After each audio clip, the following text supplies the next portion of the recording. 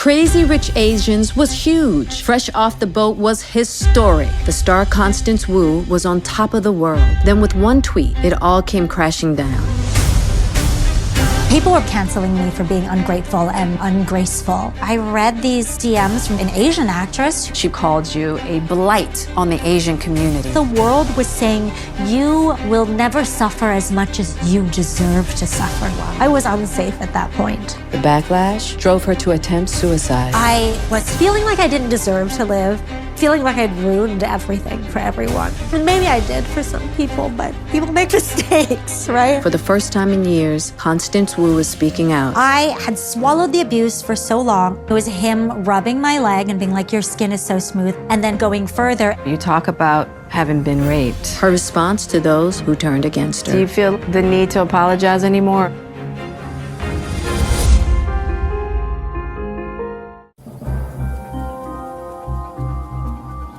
Rude, nasty, mean-spirited, arrogant, spoiled brat, ungrateful little bitch. I hope you get fired and contract a terrible disease.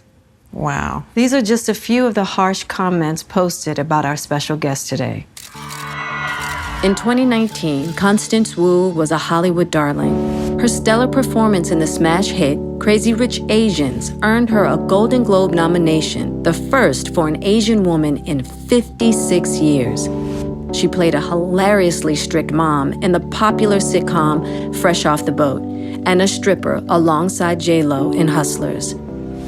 Then after news broke that her sitcom had been renewed, Constance sent a tweet that ignited a viral firestorm. So upset right now that I'm literally crying. Ugh. When a fan tweeted, "Congrats on your renewal, great news," Constance replied with, "No, it's not." The backlash was swift and unrelenting. Many of Constance's millions of fans turned against her. In a matter of days, Constance, who was once celebrated and adored, was attacked, vilified, and ostracized. For 3 years, she disappeared from social media and pulled back from public life. At her lowest point, Constance attempted suicide. Constance Wu is here for her first in-depth interview since the release of her highly anticipated memoir, Making a Scene. Hi, welcome. Thank you for having me. Of course. Thank you. Hello. Nice to meet you. Have a seat. We know very well here at this table what it is like to get hit with backlash. Yes. So, Yes. we understand. Let's start with what you've called careless tweets and just set the scene for us. It's actually hard for me to talk about without getting emotional, but, you know, it's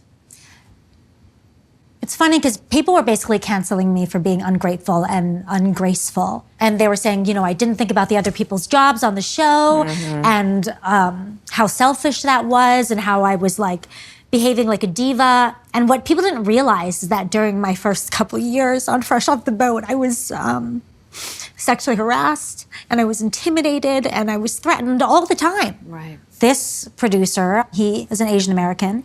And the thing that was most painful was he was so derogatory and harassing towards me. But because this show was sort of a beacon of representation for Asian Americans, and I sort of became a symbol of representation, I didn't want to sully the one show with sexual harassment claims against the one Asian American man who was doing all this better work for the community. So I think that's sort of what happened when I, you know, tweeted that stuff. It seemed out of character. Right. If you don't know me and don't know all the pain and abuse I had to swallow for years. And the reason I'm crying now is because you sort of have to be honest about it as it happens so it doesn't come out later the way it does. You mentioned sexual harassment. Yeah. Was that happening on set? It happened on set, things like... Verbal? What was going on? show me this friend, I want to see if I her or not, like that kind of thing. Constance writes about her experience with the Asian American producer who was her boss. He told me the way he preferred my hair. Guys like long hair. Told me I looked better in short skirts and should wear them more often. While you still can, he'd say with a smirk. He kept tabs on all areas of my life. She says he would send her messages after hours. Sometimes he texted me late at night, requesting selfies. It made me feel uncomfortable, and I didn't want to. So I made excuses like, sorry, I hate selfies. They make me feel so narcissistic. He thought that was stupid.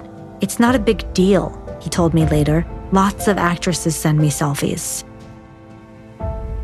Yeah. Wow. I also felt guilty because I felt like I was playing into it because at that time, this is my first ever big TV show. I got to pretend I'm part of the boys club. I got to pretend I'm cool with this talk. I'm like, and I would just say, oh my God, you're such a dick. Like, get over yourself. But the actual touching of me, it only happened once. And it was, quote unquote, not that bad compared to other stories I've heard. But the point is, it shouldn't have happened at all. Yeah. He was basically pressuring me to go to a basketball game I really didn't want to go to. I finally relented, and then him telling me to dress cute, and then it was him rubbing my leg and being like, your skin is so smooth, and me being like, stop, don't do that, and then him going further and putting his hand over my crotch, and try to like graze and like turn me on or something, and then me being like, dude, stop. Yeah. That's not cool, which pissed him off. And then he ignored me for 5 minutes. And I mean, it was over jeans. Yeah. So it's like, But still, that's not... Still, you don't do that. That's beside the point. If somebody touches your boob over a sweater, they're still trying to touch your boob. Yeah, Exactly. it doesn't even matter. I spoke up to a couple of people who I thought were kind of like friends and allies. And they were like, oh, I'm sorry. Nobody encouraged me to go to HR, though, because they didn't want the show to be canceled. Right. And then several years later, somebody encouraged me to report it to HR, but I was like, nobody's going to believe me. Right. I don't have evidence, but I regret that. And she was right. I should have reported it to HR because that's their job. Doesn't even mean any action's going to happen, but it means that there's a record of this happening. And that is helpful for future people. Yes. And the thing that was really interesting was to Black and white women, he displayed the utmost respect and deference. And I've since heard accounts from other Asian actresses who have been like, oh yeah, me too. This happened to me with this guy too. It is an interesting phenomenon that makes you feel quite alone because if I were to talk about this, like if you were my colleague on set, it would be baffling to you because he would have treated you with the utmost respect. To see your abuser being buddy-buddy with everybody, it feels like a betrayal. Absolutely. I understand that one. So was this part of the reason why you made that tweet then? It was a perfect storm of many things. First of all, I had swallowed the abuse for so long. That producer and I didn't talk for like the remaining 3-4 years of the show. So I thought it was a chapter behind me. I never have to bring it up. I never have to sully the reputation of this show that's a beacon for Asian American representation. And I really wanted a clean slate that didn't hold so many memories of intimidation and fear. Yeah. And also, we were told the show likely wouldn't be renewed. The last episode of the prior season had been written as a series finale. My movie, Crazy Rich Asians, opened right before they decided to renew Fresh Off the Boat. Got it. Okay. So it was sort of a bad look to cancel the one Asian American sitcom when Crazy Rich Asians brought up this renewed conversation. And so I think the news just caught me by surprise and I had to drop out of the projects I was looking forward to, the clean slate I was looking forward to. Your expectations were dashed. I actually felt lied to. But the thing is, I shouldn't have done it on Twitter. Right. And the people who are reading don't know you. All they know is, oh my goodness, She's saying she doesn't she's want complaining, and you were just Crazy Rich Asians was huge, and we have this show that represents And our she community. thinks she's a big movie star now. and she's- Exactly. With the information people had, the public had, of Yeah. course it looked like Yeah, that. So I don't absolutely. fault people for thinking that. But Asian Americans were the one who kind of piled on to me. So after your tweets, a former colleague had messaged you saying, nothing you could ever do would make up for your atrocious behavior and disgusting ingratitude. You sullied the one shining beacon of hope for Asian Americans. You've become a blight on the Asian community. I read these DMs from an Asian actress, somebody who should have been my ally. And I felt like nothing I could ever do would be enough. I felt like the only thing that would prove to her that I felt as bad as she thought I deserved to feel would be if I died. I felt like even that might not be enough because I felt like the world was saying, you will never suffer as much as you deserve to suffer. You deserve to pay for this and be punished for this. Can you take us through how you ended up on the ledge of your 5th floor balcony? Yeah. With a blanket. It was the weirdest detail in my mind. I think I wanted to like jump with a comfort object as if I was a child. Right. It was so weird. It was after reading these DMs and I just got in this state, like my palms are still itching when I think about it. In her book, Constance reveals what happened after reading those messages. Her DMs made me feel helpless and desperate, my heart full of sharp attacks. Why wouldn't she believe my remorse? That I hurt as badly as she wanted me to. My head spinning, I realized I needed a wound to prove it.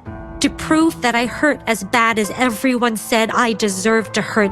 And it couldn't be a little wound. It had to be the biggest wound in the world for it to be enough. And that's how I ended up clutching the balcony railing of my 5th floor apartment and staring wildly down at the New York City street below. Wow. A friend who had come to check on me pulled me over from climbing over the ledge and dragged me into the elevator and took me into a cab and took me to a psychiatric emergency room where they checked me in, and I slept the night on a cot in the waiting room in the psychiatric ER in New York City under observation. And then there were 2 counselors the next morning who talked to me. And then I had to be in therapy with a psychiatrist and a psychologist every day for a while. How was that process? You know, it was helpful. I needed it. I was unsafe at that point. Yeah. I was in a mental place of just beating myself Apathy. up and so much shame. Yeah. And feeling like I didn't deserve to live, feeling like the world hated me, feeling like I'd ruined everything for everyone. And maybe I did for some people, but, you know, people make mistakes, Yeah. right? Absolutely. And I'm sorry, I hate that I'm crying so That's much. okay. I can't help it. I'm like... it makes sense.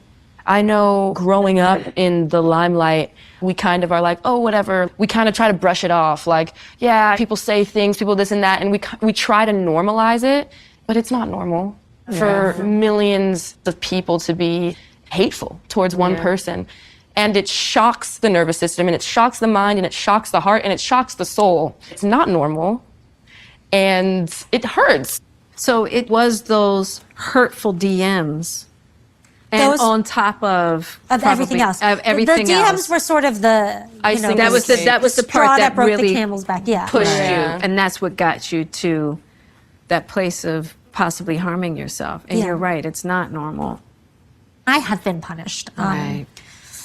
And mocked. And, you know, there was an event several months later. There's this organization called CAPE, and they do this gala every year for Asians. And they wanted me to come because they wanted to celebrate the show and the kids on the show. And at that time, there was so much controversy around me that I was like, if I go, people are just going to want to talk about the tweets. And like, I love my kids on the show so much. I want this to be a moment for them to celebrate. And also, I told them, I don't want anybody to make fun of it because I'm still in a very raw place about it. Like, I'm not ready to be mocked for it. They didn't know I had a suicide attempt, but I expressed that, like, I can't deal with that. They promised me. They said, no, we love Constance. It'll only be warm energy and positive vibes towards her.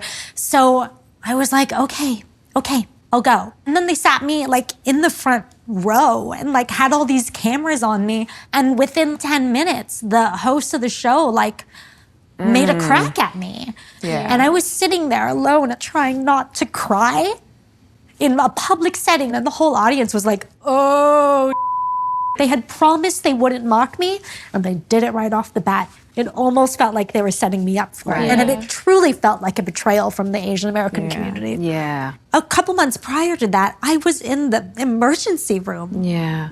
And the host of that, Yeah. Simu, he did the right thing and he apologized. And it was a sincere apology. I just want to say, I feel like the reaction wouldn't have been as visceral if there were more representation beforehand, maybe. 100%. But I think you hit it on the nose. I think it's because of the lack thereof of representation. that people are like, oh, this is our one This is chance. all we have. Yeah, exactly. So let me explain to you why the Asian American community was so angry about Constance Wu's tweets. Fresh Off the Boat was the first Asian American family sitcom that we had had in 20 years. And it was huge for the community. So when she tweets that she's very unhappy about the fact that the show is being renewed for its final season, people really felt that not only was she being ungrateful or acting like a prima donna, but that it was a betrayal to the Asian American community. Because there are so few Asian American stars, there is incredible pressure put on these actors like Constance Wu to be perfect. When they make a mistake, it seems like a catastrophe because we don't have anything else to fill in the void. And because she was representing Asian Americans, she wasn't allowed to have an emotion in this way. All those people who bullied her said, you know what? You don't deserve to have a big feeling. This is probably going to be a moment of reflection for Asian America about who the real target of our anger is and should be. Doesn't Constance Wu and every person, don't we deserve to quit our jobs when we're being treated poorly? Or just because we don't want to do our jobs anymore? I think, too, when it comes from your own community, it's even more painful. I don't want to deny the fact that there is a community responsibility, because there absolutely is. But you've got to have grace and compassion as well. I think moments like this are an opportunity rather than engaging in judgment, just to engage in curiosity. I wonder what made somebody do something so out of character. And it doesn't mean that you're validating their behavior, because I probably shouldn't have tweeted that stuff. Right. What do you feel that your Asian community is feeling about you now? Do you feel like they're still angry with you? I feel like they are avoiding me. I feel the disapproval, but rather than being blatant, the silence of how much people reached out to me before. Yeah. Pre-tweet versus post-tweet. And you can tell the silence has an effect. Yep. We need to hold each other accountable, but with support. Yeah. I And like not that. Hold each avoidance. other accountable, but with support. Yeah. That's awesome. It's sort I of like that. you weren't your best, and I know you can be better, and I'm here for you as you get better. Exactly. let's figure Rather this than out. like, ooh, I'm not touching that. Yeah, exactly. Which is sort of how I feel these days. Got it. Do you feel the need to apologize anymore? I think I'm good with apologies. I think I'm done with shame. I think that I have done more work than most people have done because I've kind of been forced to, More work on yourself, you mean? Yeah. Yeah. Yeah. And I think the people who still want me to apologize and to feel remorse are the people like that Asian actress who say that nothing I ever do will be enough. That's actually your Exactly. issue. Yeah. It's not about me anymore. Who did you look towards for support or comfort in your circle? Well, I mean, that was also a part of it is I think a lot of my close friends kind of disapproved of it too, which made me feel even more isolated. Yeah. Actually, only like 2 Asians reach out to me to check if I was okay. What about your family? Oh, that's a whole other thing because that was at a time that I wasn't speaking to my mom and I hadn't spoken to my mom in like 4 or 5 years. Wow. Complete silence, like not even emails. That's something I kept private, that estrangement from her because I was embarrassed of it. But at the time of those tweets, I was not talking to her. I was still very close to my dad, and she doesn't talk to my father since their divorce. Right. But when that happened, she called my dad and was like, hey, is she okay? Can you check on her? And my dad telling me that kind of broke my heart, but also made me feel loved in a way. Can you tell us what caused the separation between you and your mom in the first place? I could 100% talk about that. It was when I first became famous with Fresh Off the Boat. I didn't know how to handle fame. And it threw me into a tailspin. And I do think that I, like many daughters do, I took it out on my mom. I mean, sometimes she reacted in ways that were very paranoid, telling me like what I should and shouldn't do. But I internalized it and almost like weaponized it against her. I wasn't a great daughter at that time. And that was, I think, maybe around the time I was like 4 or 5 months pregnant was when I reached out to her. And then, of course, when I had my baby, everything changed. Yeah. That'll do it. Yeah. We understand that. We know what that's like. Yeah. I know with my mom, when I had my children, we had a huge healing between us as well. You know, her coming into gammyhood. Yeah. You finally get it, right? Exactly. I saw that little glint, that little magic, like, you know, things change once you had your baby. What changed? Yeah, with I mean, you and your everything mom? changed. It gave me a newfound respect. I have one, right? Right. My mom had 4. And at one point, they didn't even have health insurance. They were on the food stamp program and stuff. And my mom did it pretty much herself because my dad was working full time. Honestly, when we reconciled, it was back and forth. There were nice phone calls because this was also in the height of the pandemic. Yeah. And then there were bad FaceTimes. There was one where she suddenly broke down and started insulting me and saying like, you know how embarrassing it is to not have your daughter speak to you? You did all these horrible things. I had learned through therapy that when that happens, rather than get defensive, to just let her have her feelings. I listened and I said, that must have been really hard for you. And that's on me. And I'm sorry. And all of her anger disappeared. And I realized, oh, it wasn't anger. It was just hurt in disguise. Yeah. But then she was like, oh, never mind. Anyway, did you see these flowers I planted? Like, it was instantly over. And it's that moment of empathy, not judgment, not defensiveness, and saying like, that must have been hard for you. So in your book, you talk about at a young age of 22, having been raped and hadn't realized it. And I've heard that so often. I know. Isn't it so sad that it's so common? Yeah. I was on a second date with a guy and he asked me to come up to his place. And, you know, we made out, messed around a little bit. You know, I let myself be touched. I let him take my clothes off. And then he reached for a condom in the nightstand. Clear signal for sex, right? Right. And so I clearly said to him, sorry, I'm not ready for sex, because you always say sorry. Yeah. And he didn't listen to me, kept putting the condom on. So I said, no, really, I'm not ready to have sex. I used clear language. But he didn't fight me. He just was so gentle. He like kissed me on the forehead. He was being so loving and tender. And then he just did it anyway. And I didn't fight back because he's twice my size. Yeah. It's almost like I had to give in to protect myself. I was in his territory, in his apartment. And I was like, oh, it already happened, even though I said no. So this is why my book is called Making a Scene, because in a strange way, I didn't fight back because I didn't want to make a scene. Yeah. I was trying to be the cool girl. I didn't want to be the crazy girl. I didn't want to say stop and then him to be like, I didn't even want to you anyway. You think you're so hot? Yeah. Crazy girl. And I didn't register it as rape because we're so used to thinking violence, of violence. It was a quiet experience. It was yeah. Even though my words were clear, him having sex with me was quiet. And then afterwards, I like giggled and was nice to hide my discomfort. He wanted me to stay over. And I was like, oh no, I can't. I have like my skincare products at home. I made some stupid excuse. Yeah. And then he was like, okay, text me back, you know, when you're home safe. So I texted him when I got home. I was like, home safe, thanks for a great night.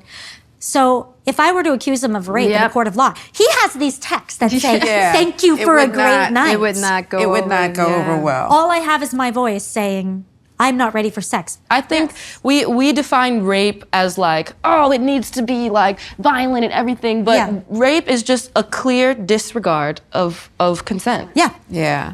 No is no. I consented to making out. I did. I consented to So having other my stuff. clothes taken off. I totally get it. But that's why it wouldn't go over in court. Of course. Yes. Also, I had an orgasm, and I was really ashamed to talk about that. And I decided it was important to talk about that because then people were like, you should be grateful, whatever. It's a hell of a subject. What people think is consent and not consent. And no means no. I couldn't agree more. We've talked about some really triggering issues. So we've got psychotherapist Mina B standing by to help with some takeaways. How you doing? I'm good. Thank you so much for having me. So, Mina, what advice would you offer to people who are sitting in deep discomfort of like being ostracized, shamed, and all of that? The reason why being ostracized is so difficult for us is because being ostracized means being excluded and pushed out. And we need acceptance, and we need belonging, and we need safety. Right. When we don't have that, we develop our anxious, avoidant, and disorganized attachments toward people because already there is a lack of safety and belonging. So the first thing I say is find your people, because those are the people when things get ugly, when things get heavy, you're going to need someone in your corner to say, I got you. Yeah. I have your back. The next thing that I really encourage people to do is lean on self-validation. Rejection is so hard because we want to be liked and we want to be accepted. Self-validation says, I can live in my truth even when it makes you uncomfortable, but I'm comfortable with myself. And once you are comfortable with yourself, those voices no longer matter. Yeah. And the last thing I will say is what's very unfortunate about speaking out is, Constance, you even brought this up in your story. People who you thought had your back are going to show you who they are. Ooh, say it again. And that's heavy stuff. Yeah. There is grief and loss when you realize the people who are supposed to be in your corner are DMing you and sending you hateful, disgusting messages. The people who are supposed to be in your corner are making a smear campaign against you. They're calling you out and not calling you in. That part. And the reason why that's such a loss is because you thought so highly of this person. Now I know I can't be in a supportive relationship with you. And that takes a lot to reconcile with, but I do encourage you to open your heart up to recognizing you will be able to now filter out who's for you and who's not. And who you need to protect yourself from. Mina, you bring up a good point. I'm glad you brought this up. Yeah. Grieving that is a step I didn't think about. I have a question. You started out by saying when you're in this place, it's important that you sort of find your people. So what happens when you seek out who you thought were sort of your people, but then They're not. you realize that they're really not? Yeah. And how isolating that might feel, because I think that's sort of what led me to feel like I shouldn't be alive anymore. I almost felt like me being alive was doing a disservice to my community. Yeah. And it was just such a lonely place to be. And I'm just, I guess I could answer my own question is You that sought eventually out- found somebody, Yeah, you my friend Molly from middle school, who's not Asian. She's a blonde white girl, but she's known me since, Right. You found your person. But it You took found some your people. time. Yeah. And you sought out help and therapy and other, they might not have been personal friends of yours, but other people who could symbolize safety and community. But I think Mina made a good point, and I think it just hit a nerve for you, just in the sense of being able to have that space to mourn and grieve the loss of Who thought that people had your that back you that thought did had your not. back that didn't. Yeah. Well, also we get the experiences so we can actually learn to be the thing that we actually want. Right. Because we're not always showing up the way that we want to be showed up for. Yeah. I really feel like sometimes our experiences really kind of clean us up on that. It's a cycle, huge red table cycle. Absolutely. So, Constance, we have a few of your fans who have some questions for you. Oh.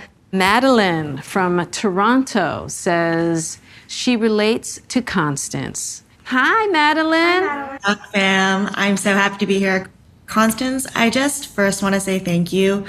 Seeing you in Crazy Rich Asians was really the first time I felt accurately represented on screen.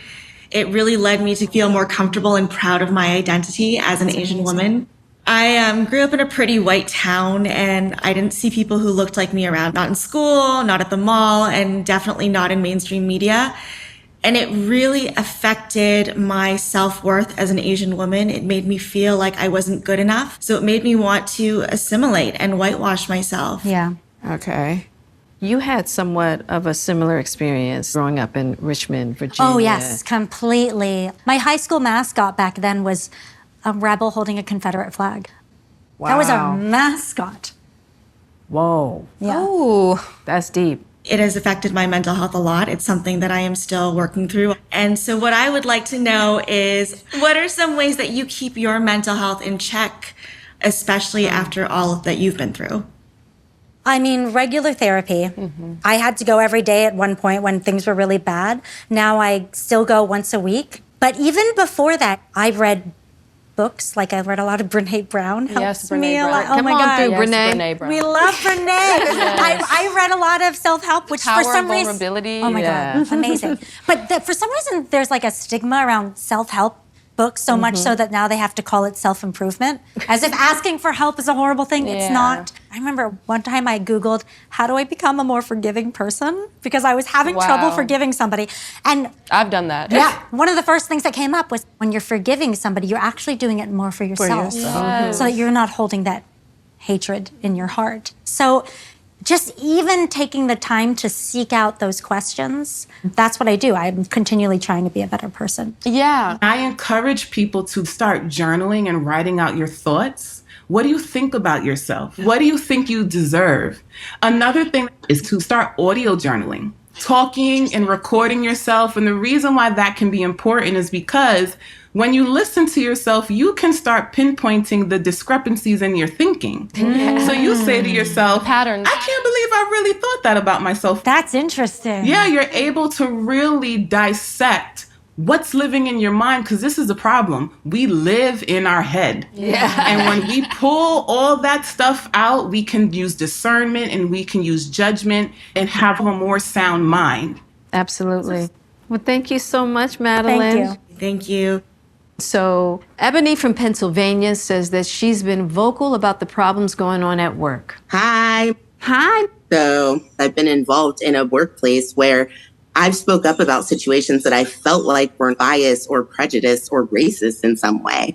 My question is, when I'm speaking about these things, how do I do that without the fear of feeling like I'm an angry Black woman or I might even be canceled in that workplace? Oof. When I had sexual harassment going on, I should have reported it to HR. I wasn't able to do that at the time because I was so afraid. Yeah. I think going to the people whose job it is to hear those type of things and Right. not make judgments about you, not to say you're the Right. angry Black woman, you're the angry Asian woman. I think that's what would probably help. Yeah. As a Black woman, I completely relate to Ebony and this fear of being labeled. Yes. It's so complex because we cannot change the minds of people who are committed to seeing us through the lens of a stereotype. Yeah. Ebony, I really encourage you to, one, find your community at that workplace, because if you're feeling that, chances are there are other people in a workplace who are feeling what you're feeling, but they're having the same concerns as you. I'm afraid. Right. The next thing I would say, Ebony, I heard in her question, how can I do this without the fear of? And we tell ourselves in order to progress, we have to remove emotion. You can do things even while you're afraid. Right. Right? And so I really encourage you to not allow fear to control your decision making, despite being afraid, despite this being a risk. Despite me feeling uncomfortable, my truth still matters. Yeah. And in order for us to seek change, we do have to step out of our comfort zone. But I guarantee if we are willing to do that, sometimes we also recognize, wow, that actually wasn't as scary as I thought it would be. Right. But also address the company and the workplace so that they can do better, because we want to be here. Yeah. Michelle is joining us from Mount Vernon, Illinois, and says you, Constance, helped her find her voice. Hey, Michelle, how are you? Hey, Red Table. Hi. I'm an educator sexual abuse survivor. Yeah. I was groomed into a love relationship with a trusted teacher. Starting when I was 14. He was 25 years older than me. And I really did think that he loved me. I didn't even understand that I was abused until I was 44 years old. Yeah. And when I spoke up about that, I was ostracized from my community. It hurt my children. It hurt me so much. There was a lot of suicidal thoughts going on then. I really didn't even see what the point was of living anymore. Yeah. And when I saw your post, I had to comment on it. Just your courage and your transparency alone was inspiring to me. When you responded to me to be heard, that's what survivors want. They just want to be heard. Yeah. I can still find myself going into that rabbit hole sometimes. Yeah. What is the point of living when I take on that hatred? What is it that helps you keep moving forward now? For me, the thing that keeps me going is honestly people like you, because I remember the time when I was going through this difficult time, how alone I felt. It's not the most pleasant experience sharing these traumatic events that happened to me, but I want to help people who are in the same situation. The more we talk about it, the more I hear your story and say, you are not alone. You did not deserve to be shamed by your whole town. You are brave for coming forward with that. Michelle, I want you to know there are so many women who go through that. I have young women I went to school with that were groomed by teachers, and that was kind of a normal thing that nobody was talking about. So thank you, Michelle, for even bringing that subject up. Thank you for your courage. And you've helped so many people that you don't even realize. Exactly. Thank you. Just by speaking up. You're helping more people than people who are coming at you with their foolishness. They just have louder voices. Right. Believe that. Yeah. Thank you so much. Thank you. Thank you. So final thoughts? Just thank you for taking the time to listen. I don't feel like I've had a lot of people who wanted to take the time to listen, and it means a lot. Thank you. Thank you for trusting us with your story. And I don't want to apologize for crying, but I also do because don't apologize. No, I am embarrassed of it. Yes I'm to always humanity. Yes. Yes to humanity. Yes. I Go ahead, know. cry, girl. Go ahead, We cheer you on. We but I'm cheer still you on. embarrassed. Don't be. Thank you, Mina. You gave us Thank you some so much. really good stuff today. We appreciate you. Thank you so much. Of course. Thank you all for having me. And for all of you out there, Constance's new book, Making a Scene, is available right now. Go get it. Thank you, guys. Thank you. You guys, that was amazing. Hi everyone, I'm Ha. I'm Olivia. Constance, you inspired us to recreate your dress from Crazy Rich Asians. I remember Olivia screaming, "Mom, look at me, it's Constance." So seeing you on screen was meaningful, but seeing you share your story is such a testament to giving yourself grace. Oh, wow. That was so cute. So beautiful. I really it really warmed my heart.